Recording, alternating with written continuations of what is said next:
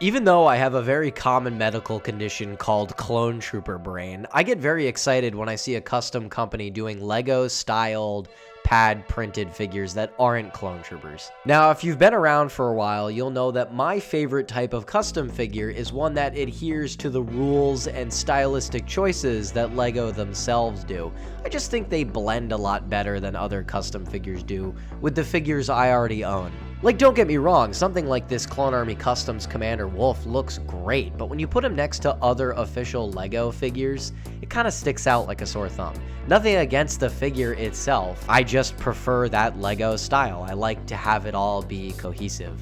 Now, at the moment, GCC Grandpa Clone Customs has been the top dog at this right now, producing clone troopers and some non-clone characters in this Lego style. But two new players have just entered the game, with Light Customs partnered with Bo-Katan minifigures. These two guys have partnered up to bring us their first wave of figures, which includes their Ezra and Clone Wars ObiWan Kenobi. And these two are some of the coolest customs I've seen all year long. Their Clone Wars ObiWan looks exactly like something Lego would make if Lego were to make this figure today. Base figure was $26 and doesn't come with a head, but there have been so many versions of Obi-Wan easily accessible throughout the years, I don't think a lot of you are going to have a problem putting a head on this. He's a phenomenal looking figure that looks great with my other Clone Wars figures, and he has this really cool printing on his legs that is supposed to mimic the dual mold effect that Lego has on their legs. This color scheme does not exist as a dual mold, so they went ahead and made it themselves. And I think it looks great, and like I said, it keeps everything cohesive. Besides that, it has fantastic pad printing on the torso and these great looking highly detailed arms.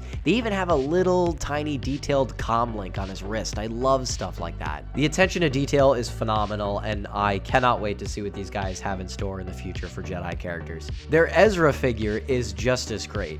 Now, I'll be honest, Ezra is my least favorite character from Star Wars Rebels. I could just never click with this guy. But this minifigure might be one of my favorite customs of all time. It looks phenomenal. It's based on the Skywalker Saga version of the game, which, to be fair, is what Lego would probably base theirs off of if they were to make an Ezra figure. They have some additions to theirs with the printing on the side of the legs and the scuffed boots at the bottom here, but overall, it is just a fantastic looking figure. Like Obi-Wan, he also has arm printing. And this Ezra actually came with 2 heads, giving you a total of 4 expressions you can give this guy, and they all look great and resemble the character perfectly. This figure will look great next to any other Star Wars Rebels characters you have, or that Sabine figure that just came out recently from GCC. They also released a highly limited recolor of this Ezra figure printed on this black legs and torso, and this looks great as like a what if dark side Ezra if Ezra went off with Maul in Star Wars Rebels.